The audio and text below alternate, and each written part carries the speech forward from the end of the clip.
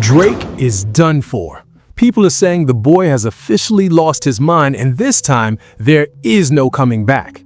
This whole situation has the internet spinning because what started as a rap battle has turned into a legal suicide mission that could destroy hip-hop forever. We are talking about the biggest artist in the world suing his own label, claiming they paid to destroy him. This isn't just a loss, this is an annihilation. Everybody thought they knew the full story about the Kendrick Lamar beef. You thought it was over. You thought Kendrick dropped Not Like Us, took the victory lap at the Super Bowl, and Drake just took the L and went on vacation. That was the version everyone repeated. That was the clean version. But now, a new legal filing has got the whole narrative twisting into something dark. We aren't talking about bars anymore. We aren't talking about who raps better. We are talking about a 200,000 token legal brief that exposes a conspiracy so deep, so twisted, that if Drake is telling the truth, the entire music industry is a lie. But if he's lying, then he is witnessing the most humiliating public meltdown in the history of celebrity culture. New court documents just dropped, and what's inside is terrifying. Let's get into the evidence, because this is where things get straight up bizarre. Drake has officially filed an appeal against Universal Music Group, his own partners, and the claims he's making are staggering. He is literally arguing that Not Like Us wasn't a hit. Listen to that again. He is telling a court of law that the song of the summer, the song that broke every streaming record, was a fake, a manufactured hit, a psyop. The lawsuit reveals Drake's desperate attempt to prove that UMG used bots, fake streams, and illegal promotional tactics to artificially inflate Kendrick's numbers. He's claiming the song wasn't organically successful. He's saying the label, the people who are supposed to have his back, pumped millions of dollars into making sure he lost. And the internet detectives, they are having a field day with this. Fans online turned into full-blown investigators the second these documents leaked. They're pulling up streaming sites from May 2024. They're looking at the spikes in listeners. They're slowing down the data, zooming in on the jagged edges of the graph lines. One user on Twitter pointed out a 400% jump in streams during hours when the US was asleep. Another online detective claims they found server farms in Southeast Asia that were looping Not Like Us on thousands of devices simultaneously. Is it true? We don't know. But the fact that Drake is putting his name on a legal document claiming this, that is the bombshell. He is claiming consumer deception. He's saying UMG violated New York laws by misleading the public into thinking everyone hated Drake when in reality, it was just machines. Think about the ego required to do that. To look at a stadium full of people screaming, "What?" and tell yourself, those are bots. But let's look closer at the filing. Drake's lawyers are using words like racketeering and conspiracy. They are arguing that UMG didn't just promote a song, they promoted a defamation campaign. They allegedly allowed the song to spread without any disclaimer that it was part of a rap battle. Drake is arguing that millions of people worldwide were tricked into believing he's a predator because the label didn't put a warning label on a diss track. And here's where the fan investigation goes deep. People are digging up old interviews with UMG execs. They are comparing the marketing budget of Not Like Us to Drake's own album rollouts. They're running the numbers.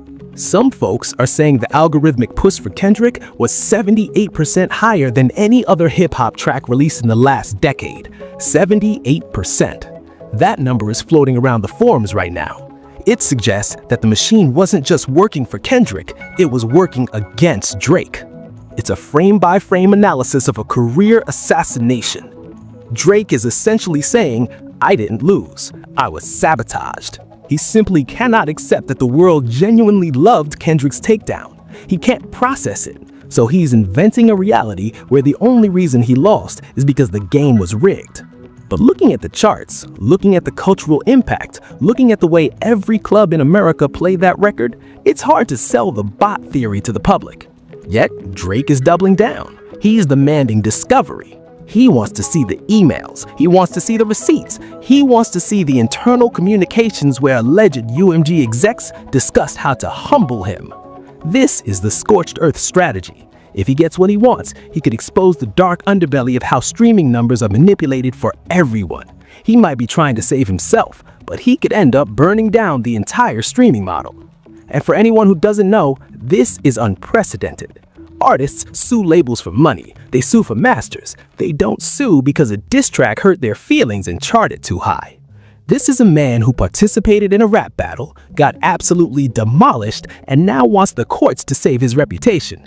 The audacity is staggering. Now, let's get into the motive, because this is where everything starts clicking. Why would Drake do this? Why would he risk looking like the sorest loser in history? It's not just about ego, it's about the bag. According to Drake's twisted narrative, UMG allegedly orchestrated this entire battle to avoid paying him hundreds of millions of dollars. Think about it. Drake was up for a contract renegotiation, a massive one. We are talking about numbers that would make him the highest paid artist in history. But if you're the label, how do you get that price down?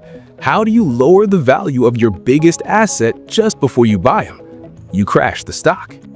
Drake believes the label weaponized Kendrick Lamar as a puppet to tarnish his reputation so severely that they could renegotiate terms in their favor. He believes Lucian Grange and the top brass at UMG looked at the spreadsheet and said, "Drake is too expensive. Let's break him." This conspiracy theory has transformed Drake's fan base from casual music listeners into rabid conspiracy theorists who believe their idol is fighting against the globalist music industry. They look at the timeline. Kendrick had been quiet for years. Suddenly, he comes out swinging. Future turns on Drake. Metro turns on Drake. The Weeknd turns on Drake. A$AP Rocky turns on Drake. To Drake, this wasn't a coincidence. This was a hit job, an authorized, corporate-sponsored hit job.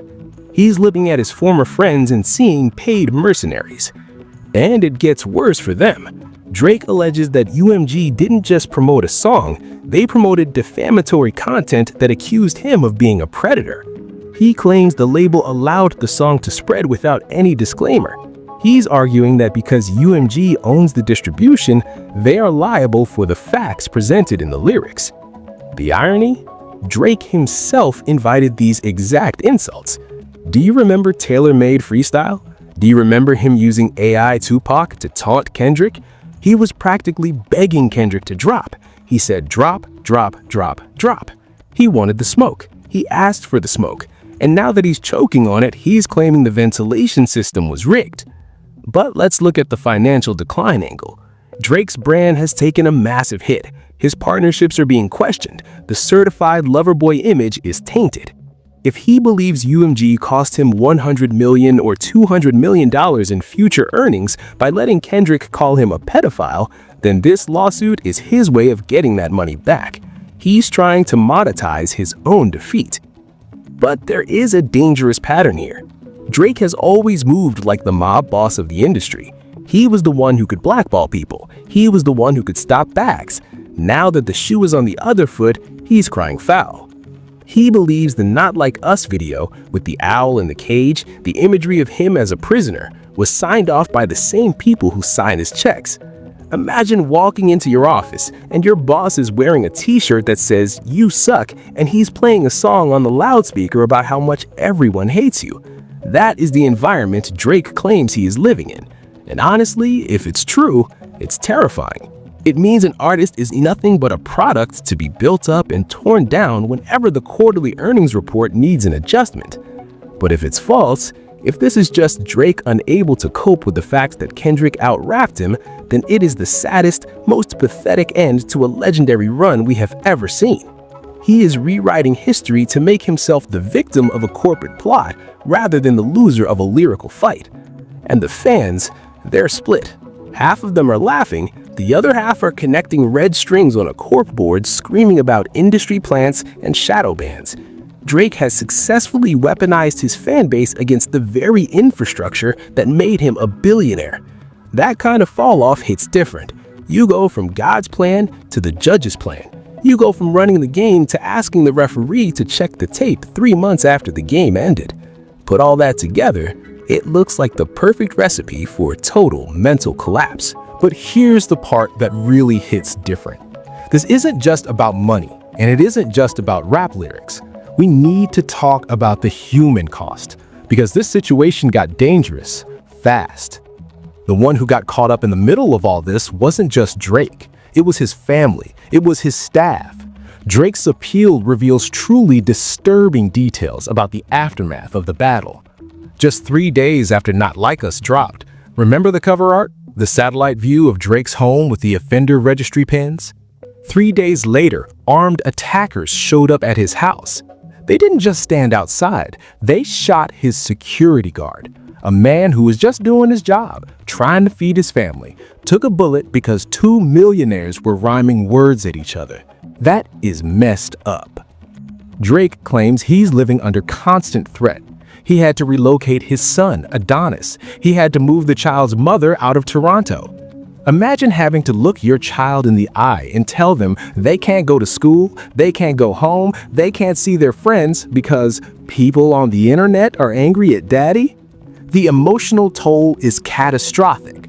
Drake removed his son from school. His mother, the woman he raps about loving more than anything, had to flee their home. Every day brings new security concerns, new threats, new harassment. The leaked information suggests Drake is spending millions a month just to keep his family breathing. He claims he is forced to maintain heightened security indefinitely. And you can hear the paranoia in his recent moves, the isolation, the anger. But here is the twisted part, and we have to be fair here. Kendrick Lamar faced similar dangers. Reports say Kendrick couldn't even sleep in Toronto during his tour stops. He was allegedly flying to New York between shows, flying out of the country because Drake's associates were actively hunting for him at hotels. So you have two of the biggest black artists in the world hunting each other, endangering their families, traumatizing their children, for what? For the crown? Drake's legal filing paints a picture of a man who is terrified, a man who feels the walls closing in. He's not just suing for defamation. He's suing because he feels unsafe in his own skin. He feels like the song Not Like Us put a target on his back that will never go away. He claims the label knew this would happen. He claims they knew the Predator allegations would incite violence, and they pushed the button anyway. That's somebody's father, that's somebody's son, and they're dealing with trauma over a situation that spiraled completely out of control. When you strip away the beats and the memes, you have a security guard bleeding out on a driveway in Toronto. That is the reality of this beef. Now, let's pivot back to the courtroom, because Drake's lawyers aren't just crying about safety. They have constructed a legal argument that is actually kind of brilliant in a terrifying way. Drake's 200,000 token legal brief challenges the judge's dismissal on 4 explosive grounds. First up, the opinion defense is fake. The judge originally ruled that Not Like Us was just Kendrick's opinion. It's rap, it's hyperbole. Drake is fighting back, arguing that specific accusations were presented as factual statements about criminal behavior. When Kendrick raps about a ring, when he raps about specific items in a house, Drake argues that is not an opinion. That is a factual claim. And if it's a factual claim that is false, that is defamation. He's saying, you can call me whack, you can call me soft, but you cannot call me a criminal unless you have proof. Second, the mixed opinion loophole. This is where it gets technical. Even if it is opinion, Drake argues it's mixed opinion under New York law. What does that mean? It means if an opinion implies that the speaker knows hidden facts that the audience doesn't know, it's liable. Kendrick's whole angle was, I know the truth about you. I know what you keep in your house. Drake is arguing that by implying he had secret knowledge, Kendrick wasn't just sharing an opinion, he was signaling to the world that he had evidence of crimes, and UMG profited from that signal. Third, harassment law manipulation. The judge said Drake couldn't sue under New York's harassment statute in a civil case. Drake is fighting back, claiming this was a wrongful dismissal. He's trying to set a precedent that a song can be a form of criminal harassment. And finally, the big one, consumer deception exposed. Drake alleges UMG violated New York's consumer protection laws by using bots and fake streams. This is the nuclear option. He is asking the court to audit the streaming numbers. If the court grants this, if they allow discovery on the streaming data, UMG is in a nightmare scenario. Because what if Drake is right? What if 30% of the streams were bots? What if the song of the summer was mathematically impossible? Drake is betting the farm that UMG will settle just to keep those hard drives sealed. He doesn't need to win the defamation case, he just needs to threaten the secrets of the streaming algorithm. It's a game of chicken, and Drake is driving a tank. Legal experts are scratching their heads. Some are saying this is genius. Others are saying it's a temper tantrum that'll get thrown out in a week. But the brief is long, it's detailed, it cites precedents from the 1970s, it cites internet law. Drake isn't playing around, he has hired the sharks. He is trying to prove that a diss track is not art, it's a product, and if the product is defective, aka lies, the manufacturer, UMG, is liable for the damage. If he wins this point, every diss track in history becomes a lawsuit waiting to happen. Imagine Tupac getting sued for Hit 'Em Up. Imagine Nas getting sued for Ether. Drake is basically trying to outlaw the concept of a diss track because he lost one. And that is why the culture is looking at him funny. He's using the white man's court to settle a black man's game. Now, this whole situation gets even crazier when you look at the people standing on the sidelines. The collateral damage in this war is hilarious and tragic at the same time. Let's talk about J. Cole. Remember when everyone clowned J. Cole? He apologized, he backed out, he said his spirit didn't feel right. People called him soft. People said he ruined his legacy. But look at him now.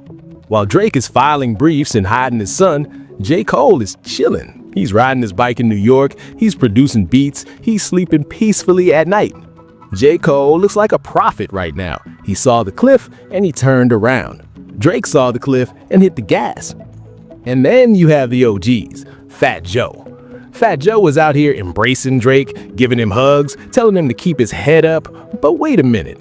Fat Joe comes from the era where if you had beef, you handled it in the streets or on the mic. You didn't handle it with a subpoena. The hypocrisy is mind-blowing. The same people screaming, "Stop snitching," are supporting a man who was literally snitching on the entire industry to a federal judge. Drake is participating in a rap battle, then suing over it. That is the definition of violating the code. And look at the other side. Look at Rick Ross. Look at Metro Boomin. They are trolling Drake every single day. They are posting the court documents with laughing emojis. They know that by filing this lawsuit, Drake has handed them ammunition for the next 10 years. Every time Drake drops a tough bar about shooters or mob ties, they're gonna post a picture of his lawyer. You not a gangster, you a plaintiff. That's the narrative now.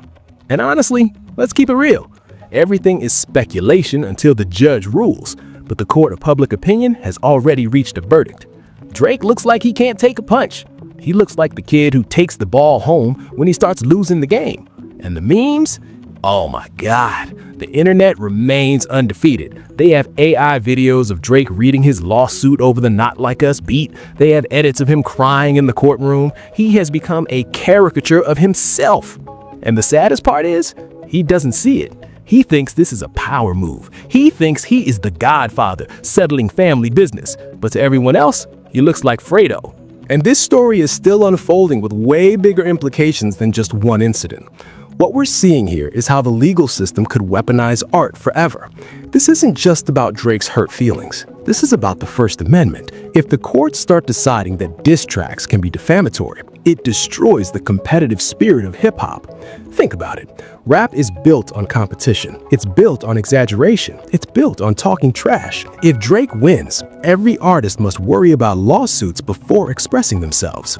It means record labels will start putting disclaimer tags on songs. Warning, the following lyrics are for entertainment purposes only and do not reflect factual claims.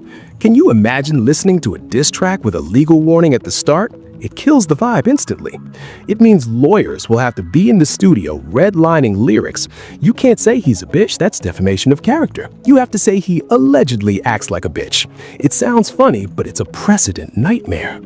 Legal experts warn this case could weaponize rap lyrics against artists forever. If Drake wins, every diss track becomes potential evidence in court. Artists' entire catalogs could be used against them. One analyst noted that Drake has one of the most incriminating catalogs in hip-hop.